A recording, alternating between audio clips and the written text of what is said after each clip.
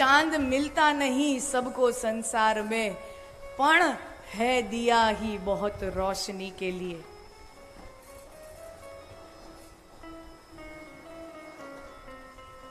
અક્રૂરજીનો રથ આવ્યો છે અને વ્રજમાં વાતો એવી થવા માંડી. બાર ગામથી કોઈક મહેમાન આવે ગામમાં, કોઈક એવું ગામવાસીઓ એકબીજાની અંદર હોય તો બધાને ખબર છે કે આનું મહેમાન કોણ, બધાને ગામમાં બધાને ઓળખતા હોય. પણ ગોકુળ જેટલું સાવ એટલું નાનકડું ગામ, એમાં આમ આવી રીતે કોઈ રાજપુરુષ એવો રાજાનો માણસ આવતો હોય, ચોરે ને ચૌટે ગોપીઓ ગોવાળિયાઓ બધા ભેગા થઈને વાતું કરવા માંડ્યા છે કે આ છે શું? આ કોઈ મંગળ એંધાણ નથી, આ કોઈ શુભ સંકેતો વર્તાઈ નથી રહ્યા, આ મંગળ એંધાણ નથી. અને ત્યાં વાતો એવી થવા માંડી કે આ અક્રૂર છે, કંસને ત્યાંથી આવ્યો છે, મથુરાથી આવ્યો છે, આપણા કનૈયાને લઈ જશે. બધી ગોપીઓ વાતો કરે. માં યશોદા ને ખબર નથી અને ગોપીઓ જુએ છે કે યશોદામાં પાણી ભરવા નીકળ્યા છે, આમ નીકળ્યા છે, ગામમાં ટોળો વળીને ઊભા છે. અને બધી ગોપીઓ એકબીજામાં વાત કરે છે. જશોદા આવે ને એને કોઈ કહેતા નહીં, જશોદાને ખબર ન પડવી જોઈએ, સહન નહીં કરી શકે. જશોદા આવે તો કોઈ બોલતા નહીં. માં આવ્યા, યશોદામાં આવ્યા, ગોપીઓ બધી ચૂપ થઈ ગઈ. માને લાગ્યું કે ચહેરામાં ચિંતા છે, આંખોમાં આંસુ છે, અટલારે એટલી વાતો કરતા હતા, દૂરથી દેખાતું હતું આ બધા વાતો કરે છે. હું પાસે આવીને બધા ચૂપ થઈ ગયા. શું વાત છે મને કયો ને, શું વાત છે? કોઈ ગોપી કાંઈ બોલતી નથી. મારા કનૈયાએ કાંઈ તોફાન કર્યા? મારી કનૈયાએ તમને કાંઈ હેરાન કર્યું? મારા કૃષ્ણે તમને હેરાન કર્યું? નામાં કાંઈ નથી કર્યું, કનૈયાએ કાંઈ નથી કર્યું. તો શું થયું? બોલ ને. કાંઈ નહીં. યશોદા જેવી ગઈ ત્યાં ગોપીઓ ઢળી પડે છે. હે બાયુ વ્રજમાં વાતો તો એવી થાય છે, હે બાયુ વ્રજમાં વાતો તો એવી થાય છે રે. કૃષ્ણ ગોકુળ વેલી મથુરા જાય છે રે. કાન ગોકુળ મેલી મથુરા જાય છે રે.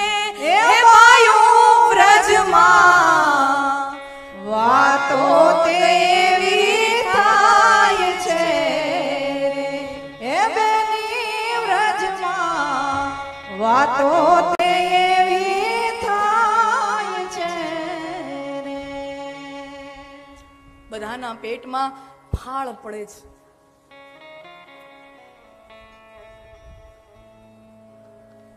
રાત પડી અને આ બધું ગામમાં થાય. માં જોઈને આવે છે. નક્કી કનૈયાએ બધાને હેરાન કરી હશે. ગોપીઓ મારી હારે નથી બોલતી, ગોપીઓ મારાથી અબોલા લઈને બેઠી છે. કનૈયાને ઠપકો આપું, શું કરીને આવ્યો છે?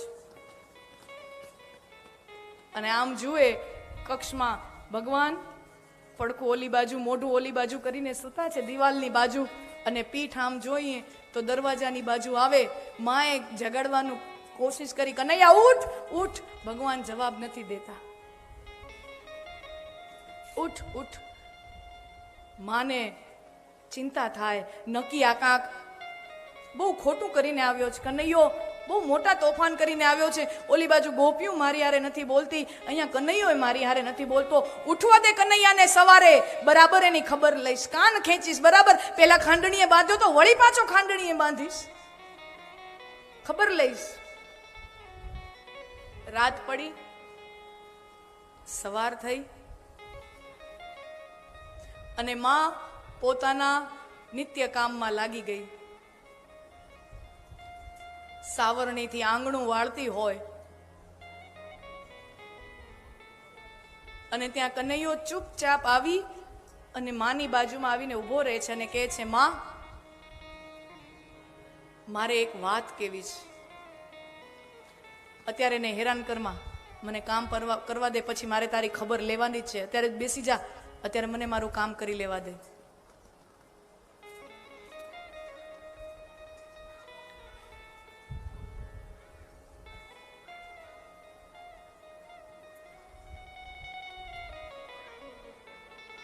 માં, સાંભળ તો ખરી, મને કામ છે.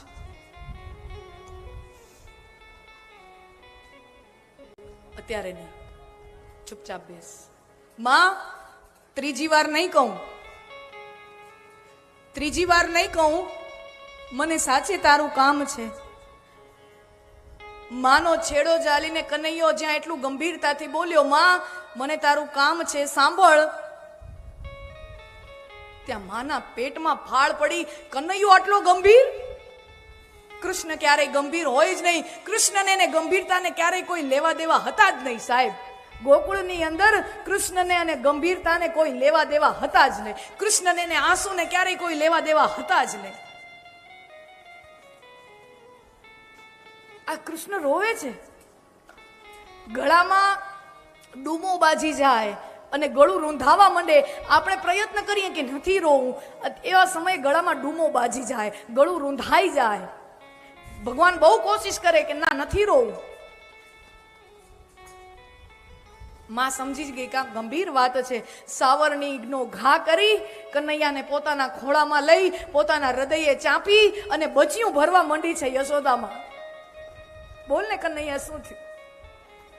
માં, મારે હવે જવાનું છે. યશોદા માં ઉપર શું ભાવ વીત્યો હશે એનું વર્ણન કરવાના શબ્દો મારી પાસે નથી. માં, મારે જવાનું છે. જઈશ અને કદાચ આવું તો આવું, ન આવું તો ન આવું, પણ હું કાલે અક્રૂરજી ભેગો જઈશ. માં દેવકીને છોડાવવાની છે. માં દેવકીને પિતાજીને છોડાવવાના છે. કંસનો ઉદ્ધાર કરવાનો છે. યશોદામાં કે દીકરા, તે માનું નામ લઈને મને લાચાર કરી નાખી, દેવકીનું નામ લઈને મને તે લાચાર કરી નાખી. હવે આમાં હું બોલું તો બોલું શું? કારણ કે એક માનું હૃદય બીજા માના હૃદય અને એની વેદનાને બહુ સમજે છે. જા બાપ, જા જા, તારે જવાનું છે. માં દેવકીને છોડાવ, પિતાજીને છોડાવ, કંસનો ઉદ્ધાર કર, આખી મથુરા નગરીને ત્રાસમાંથી મુક્ત કરાવ. જા, તને નહીં રોકું. અને એવે સમયે ભગવાન માં યશોદાના આંસુ છે અને યશોદા ભગવાનના આંસુ છે. આમાં કોણ કોને છાનું રાખે, કોણ કોને ચૂપ કરાવે? આ પ્રેમ છે, આ પ્રેમ છે. અને આંગણું કેટલું પવિત્ર હશે કે 14 બ્રહ્માંડના અધિનાયક એ આંગણામાં આંસુડા સારતો હોય. અહીં આંગણામાં આંસુડા સારતો હોય. ઈ ગોકુળના એ આંગણાની શું મહિમા છે.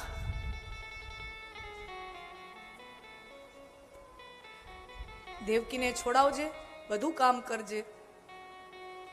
અને પછી ભગવાન માને કહે છે કે માં, હું તારું ધાવણ ધાવ્યો છું, તારો ખોળો ખૂંદ્યો છે, તારા આંગણામાં હું રમ્યો છું. તું મને લાલો લાલો, કનૈયો કનૈયો કહેતી. મેં તને સંકેતો આપવાની કોશિશ કરી, મેં તને સંકેતો આપ્યા છે. તું જેને લાલો લાલો કહે છે, મેં મોઢું ખોલ્યું કે કનૈયા મોઢું ખોલ, માખણ ખાધું છે કે નહીં. મેં મોઢું ખોલીને સંકેત આપવાની કોશિશ કરી કે તું જેને દીકરો કહેશી તો આખા જગતનો બાપ છે. મોઢું ખોલી અને તને વિશ્વ, આખી સૃષ્ટિનું દર્શન મેં તને મારા મુખની અંદર કરાવ્યું. મેં ત્યારે જ સંકેત આપી દીધો હતો. માં, આજે દીકરા તરીકે નહીં, આખા વિશ્વના બાપ તરીકે હું તને કહું છું. તારું ધાવણ ધાવ્યો છું, તારા ખોળે રમ્યો છું, તારું માખણ ખાધું છે. આ 14 બ્રહ્માંડોને લઈ અને તારા ચરણોમાં હું સમર્પિત કરી દઉં ને તોય હું તારા ઋણમાંથી મુક્ત નહીં થઈ શકું. તારા ઋણમાંથી હું આ જગતનો ભલે બાપ કહેવાતો હોઉં, પણ તારા ઋણમાંથી હું મુક્ત નહીં થઈ શકું. માં, હું તને શું આપું? ગમે તે આપું, તારા ઋણમાંથી તો નહીં છૂટાય, પણ છતાંય કંઈક માંગ. જતા જતા કંઈક આપવા માંગુ છું. કનૈયા, લાલા, આનાથી વધારે તું આપીએ શું શક? કેટલું દઈ દીધું બાપ તે મને કેટલું દઈ દીધું. આનાથી વધુ કોઈને આપી જ શું શકે? સાક્ષાત ભગવાન હોય ને, ભગવાન પણ આનાથી વધુ કોઈને કઈ આપી નથી શકતો. કોઈને શું આપી શકો?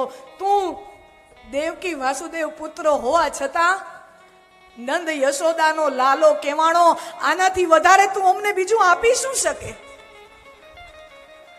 તું દેવકી યશોદાનો લાલો હતો અને દેવકી વસુદેવનો લાલો હોવા છતાં નંદ યશોદાનો લાલો કેવાણો, આનાથી વધારે બાપ તું શું આપી શકે અમને?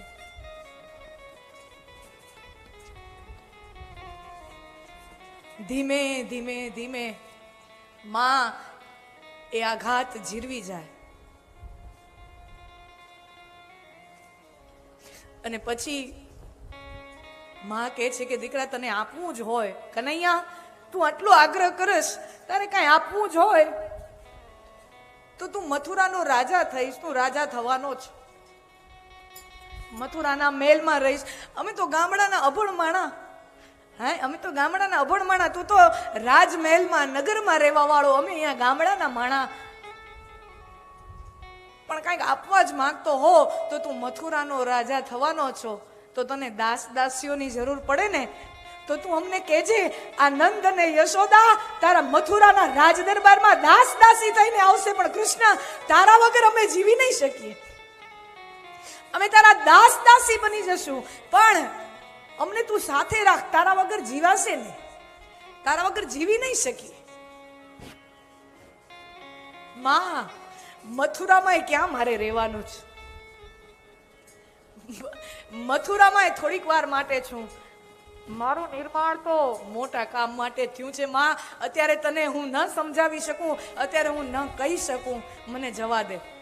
રજા લઈ કૃષ્ણ જાય છે.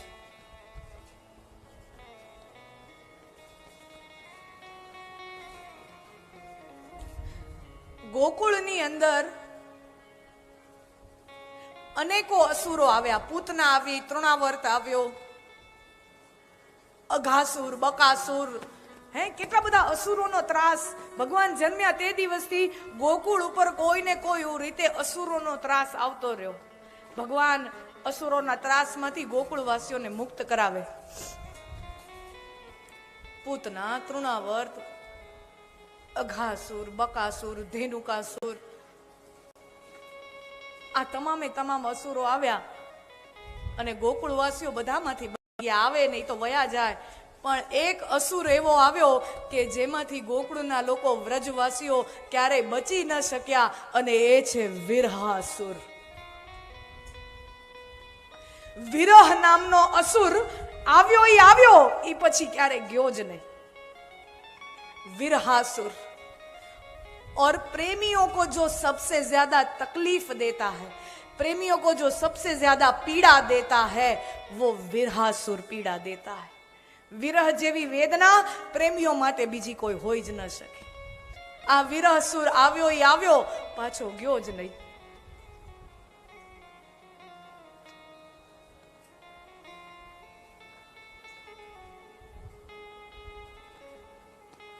અને પછી ખૂબ સુંદર ભાવ છે। ઉદ્ધવજી આવે છે, મથુરા ભગવાન જાય છે અને કંસનો ઉદ્ધાર કરે છે અને જુએ છે કે કૃષ્ણ ગોકુળવાસીઓને બહુ યાદ કરે છે।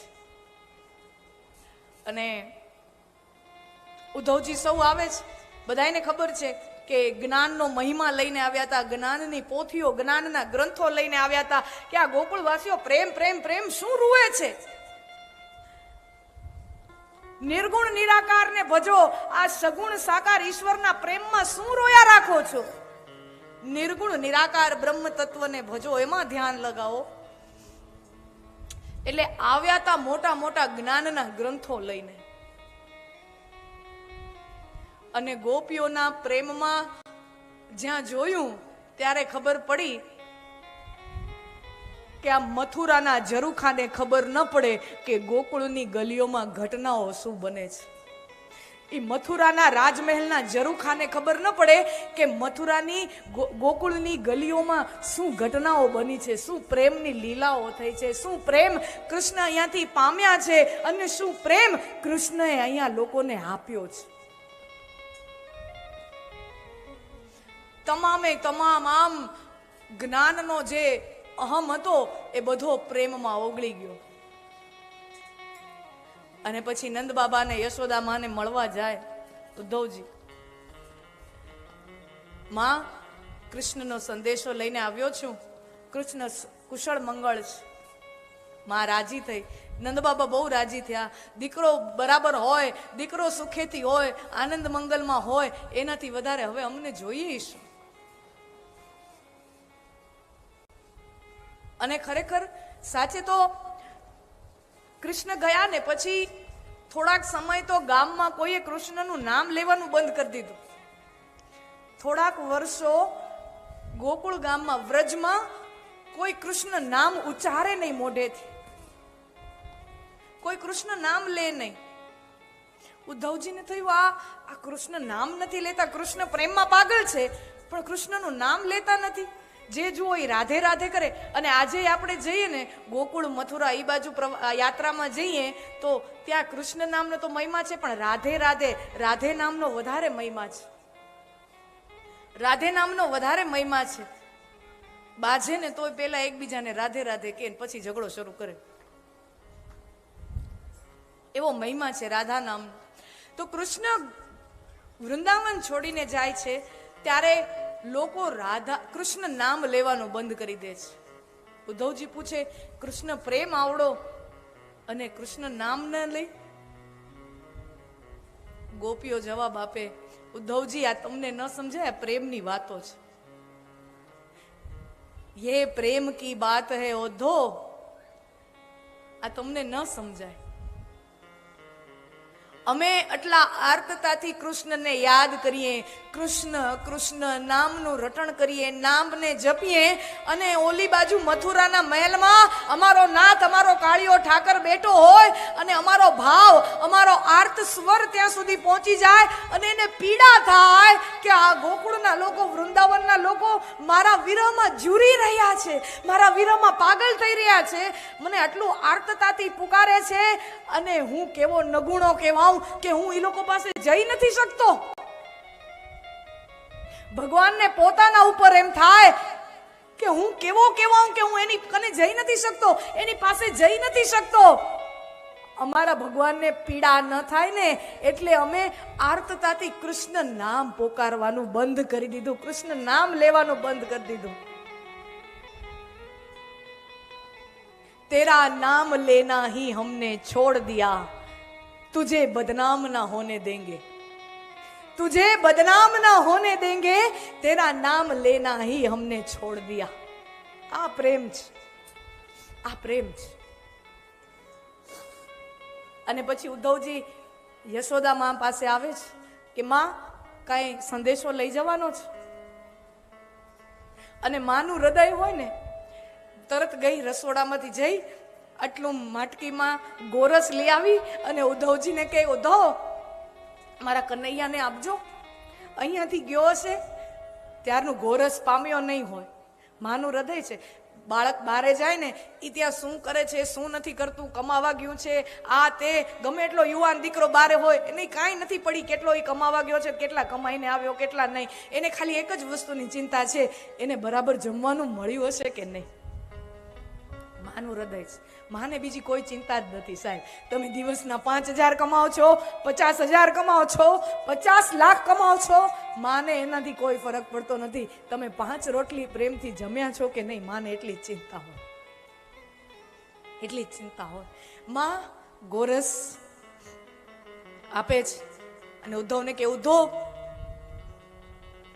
કનૈયાને કેજો કે તારી ગરીબ માએ આ ગોરસ મોકલાવ્યું છે. તારી ગરીબ માએ આ ગોરસ આપ્યું છે, જમી લેજે. ઉદ્ધવજી ચોંકી ગયા કે નંદરાણી છે આ. નંદરાણી જેના ઘરે 9-9 લાખ ગાયો હોય એમાં નંદરાણી એમ કે છે કે અમે ગરીબ ઘરની માં, ગરીબ ઘરની સ્ત્રી, આ ગરીબ માં આમ કાં કયો છો તમે ને વળી ગરીબ? ઉદ્ધવજી આ બધું તો ઠીક છે, આવે ને જાય, હોય તોય ઠીક છે, ન હોય તોય ઠીક છે. ઘરમાં બધી સંપત્તિ હોય, ઘરમાં બધું રાજ રચેલું હોય, સોનાના સ્તંભો ભલે ને ઊભા હોય, પણ જે ઘરમાંથી કૃષ્ણ વયો જાય ને એનાથી વધારે ગરીબ બીજું દુનિયામાં કોઈ હોઈ ન શકે. જે ઘરમાંથી કૃષ્ણ વયો જાય, જેના જીવનમાંથી કૃષ્ણ વયો જાય, એનાથી વધારે રાંક, એનાથી વધારે ગરીબ દુનિયામાં બીજું કોઈ હોઈ જ ન શકે. ગરીબ માનું ગોરસ મારા કનૈયાને જમાડજો.